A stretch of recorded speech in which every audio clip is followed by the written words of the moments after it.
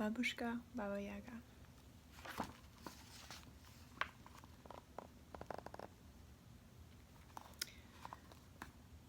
She was the last of her kind, a creature of legends, a being of the forest. She ruled her woods alone. She ate alone and slept alone. Her loneliness made more bitter by the stories that were told of her, stories of the terrible, horrible Baba Yaga. And so she watched sadly from afar as the people of the nearby village celebrated the seasons of their lives together, kept holidays together, and rejoiced at weddings. Most of all, they pleasured in the birth of their young. How her arms ached just to hold a little one, if only for a moment. How she longed to have a young one of her own. But she was old now and knew that it would never be. Many mornings the babushkas bustled by her forest with their grandchildren.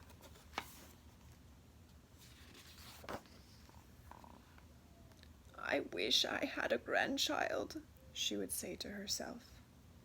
Then one day, as she came close to the dacha of one of the babushkas, she saw some of her clothes drying on the clothesline. "I shall borrow these," thought Baba Yaga. "I will be a babushka instead of a Baba Yaga."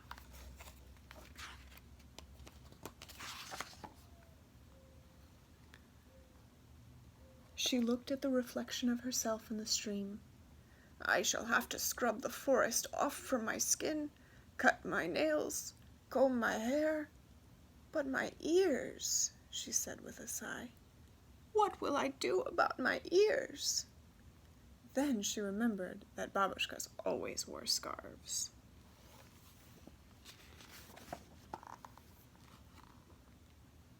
She carefully dressed herself.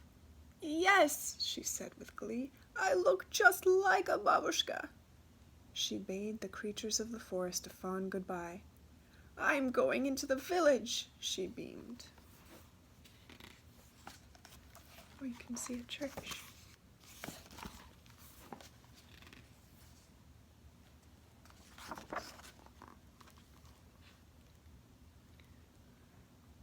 As she entered the village, she was warmly greeted by the other babushkas sitting under the shade of the tree in the center of the square.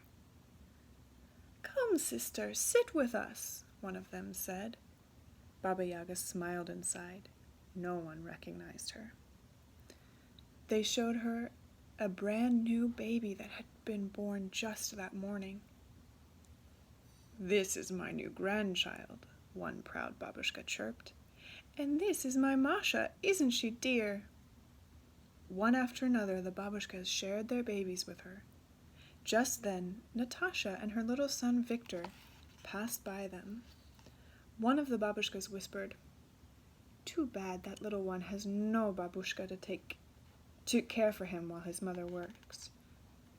As they went on admiring the other babies, Baba Yaga walked right after Natasha and Victor. She followed them down the road and into their little house. "Old one," Natasha greeted her cheerfully, "how is it that you are here?" "Perhaps you can help me," Baba Yaga said. "I am new in the village and quite alone. I need a place to stay. I can cook, clean, and take care of your son for you." "I have no money to pay you," Natasha answered sadly. "I need no money. All I will need is a place to rest my old head and perhaps a little food."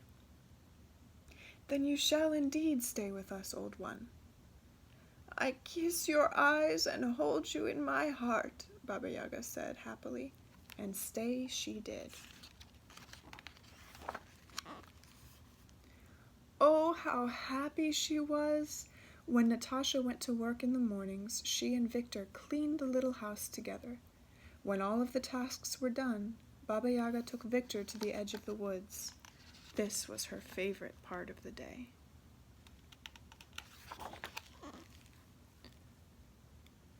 She pulled Victor into her lap. As she cradled him there, she told him wondrous tales and legends of the great forest. She sang him songs that he had never heard before. Then they would just sit there together and daydream without words at all. As time passed, their love for each other grew and grew. Baba Yaga took as much pride in Victor's life as a real grandmother would.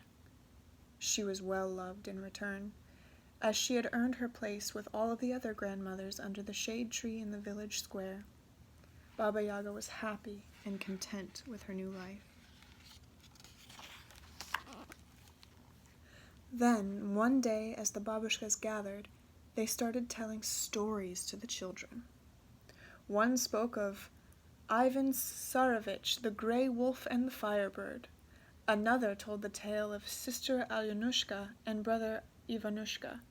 They all laughed. Then one of them rose from her seat.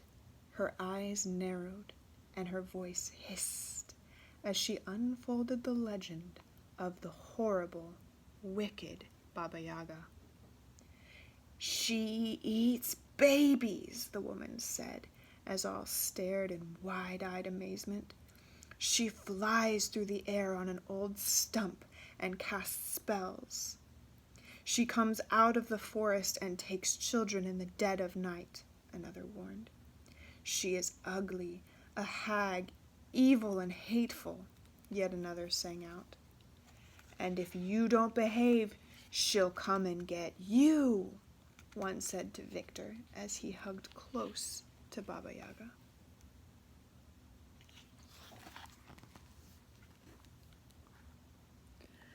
That night, when she put Victor to bed, he cried himself to sleep.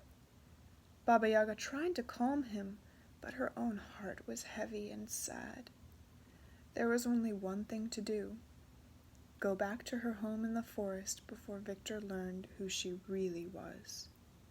She left a note for Victor and his mother saying, "I kiss your eyes and hold you in my heart, my beloved ones. I will never forget your kindness. Signed, your Babushka." She left, never to return.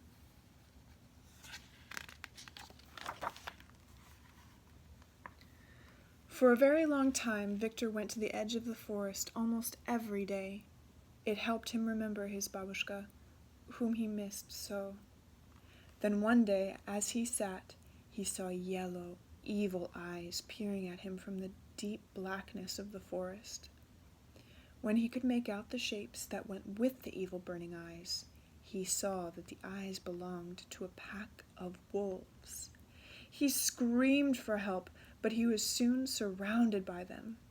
The villagers came running, but the wolves snapped at them and snarled when the villagers tried to get close to Victor. "Oh, please," his mother cried, "someone help my baby." At that very moment,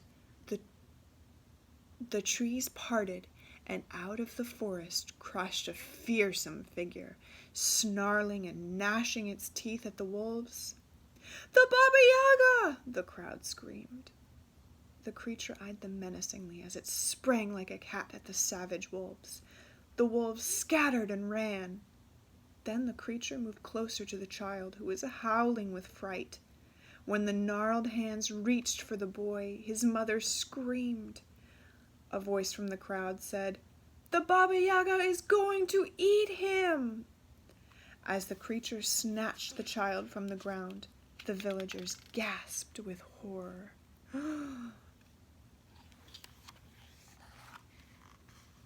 With a loud smack, it kissed the child, then smiled through eyes brimming with tears. The weathered arms held the boy close and rocked him so gently. Although she didn't look the same, Victor knew that warm hug well. "Babushka!" Victor cried, and he hugged her back.